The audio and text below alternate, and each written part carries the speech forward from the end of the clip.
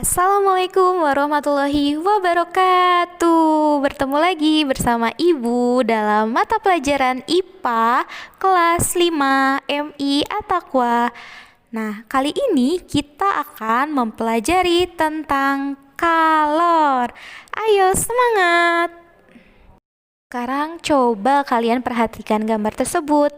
Apa yang kamu rasakan saat berjalan di lapangan terbuka pada siang hari yang cerah? Ya, betul. Tentu tubuhmu merasa panas, bukan? Nah, panas yang kamu rasakan itu berasal dari matahari. Nah, matahari ini merupakan salah satu sumber kalor.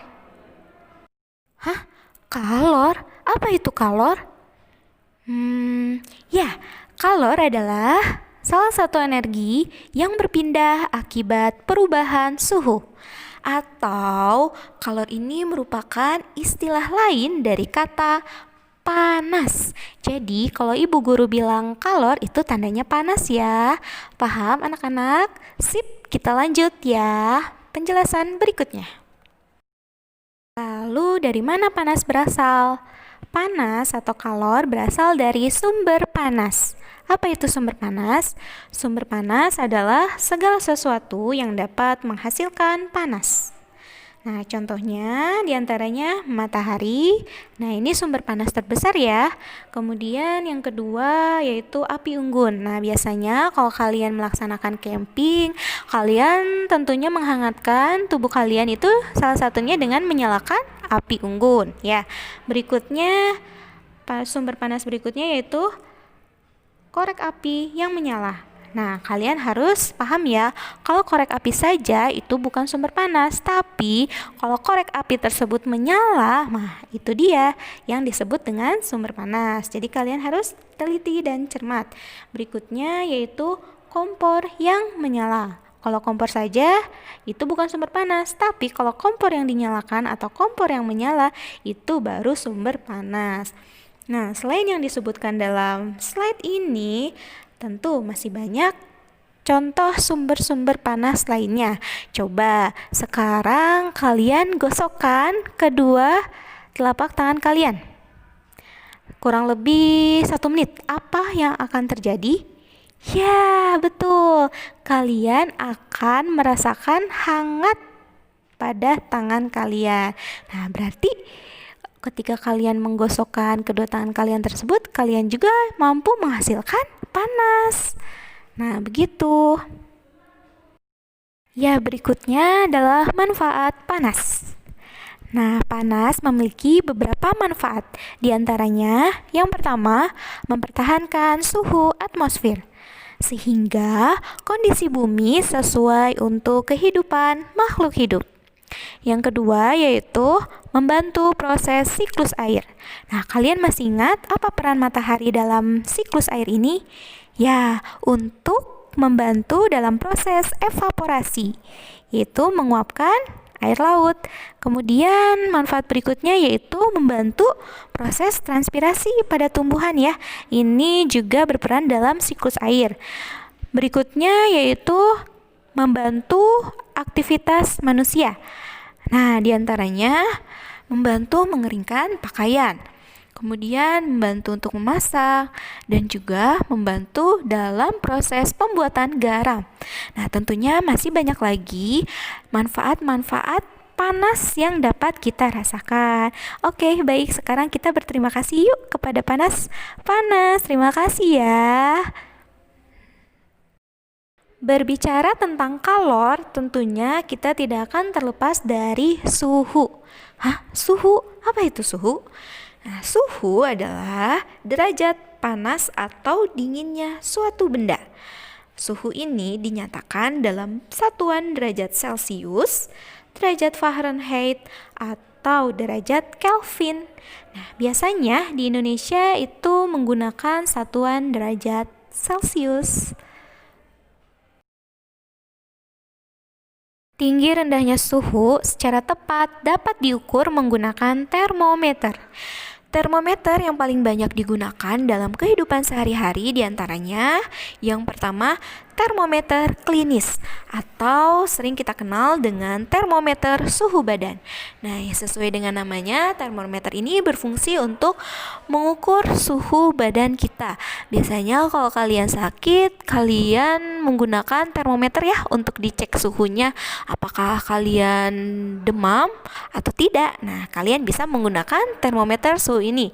Nah, termometer suhu ini ada dua jenis, ada yang manual dan ada juga yang elektrik. Kalau manual, kalian bisa membacanya dari derajat yang ditunjukkan pada air raksa. Sedangkan kalau yang elektrik, kalian tinggal melihat angka yang terdeteksi dari termometer tersebut. Berikutnya termometer jenis kedua yaitu termometer ruang. Nah, sesuai dengan namanya, berarti fungsi dari termometer ruang ini adalah untuk mengukur ruang. Nah, biasanya kalau di laboratorium itu suka ada ditempel termometer ruang ya. Kemudian di ruangan tertentu itu juga suka ditempel termometer ruang untuk mendeteksi berapakah suhu pada ruangan tersebut. Nah, berikutnya yang terakhir yaitu termometer laboratorium. Nah, termometer laboratorium ini berfungsi untuk membantu para ilmuwan atau para peneliti dalam mengukur berbagai jenis suhu dari suatu benda. Misalnya, ingin mengukur suhu tanah, ada termometer jenis suhu tanah. Kemudian ada yang ingin mengukur suhu air, ada termometer jenis suhu air. Dan masih banyak lainnya. Nah, itulah jenis-jenis termometer yang umum digunakan dalam kehidupan sehari-hari. Panas atau kalor mempengaruhi suatu benda. Suatu benda dapat mengalami perubahan jika diberi panas ataupun kehilangan panas. Beberapa jenis benda dapat mengalami pemuaian jika terkena panas. Sebaliknya, beberapa benda juga dapat mengalami penyusutan jika kehilangan panas. Nah, jadi perbedaannya kalau memuai yaitu bertambahnya ukuran atau volume suatu benda karena menerima panas. Sedangkan kalau penyusutan adalah berkurangnya ukuran atau volume suatu benda karena melepaskan panas. Nah, pemuaian dan penyusutan dapat terjadi pada berbagai benda, misalnya logam, kaca, gas, dan air raksa. Nah, berikut beberapa contoh pemuaian dan penyusutan pada benda.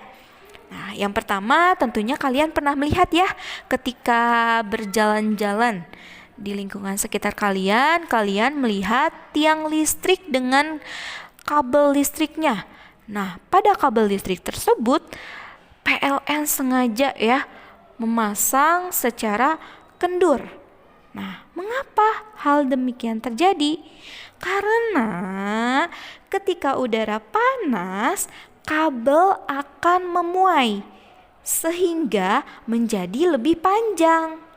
Sebaliknya, ketika udara dingin, kabel akan menyusut sehingga menjadi lebih pendek. Itulah sebabnya kabel listrik dipasang agak kendur sehingga pada malam hari atau ketika udara dingin, kabel listrik tidak putus karena menyusut.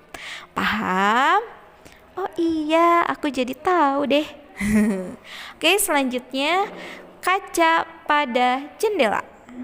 Nah, ini pun sengaja dipasang oleh pemasang kaca itu sedikit renggang. Mengapa? Karena kaca pada jendela akan memuai ketika menerima panas. Misalnya pada siang hari ya.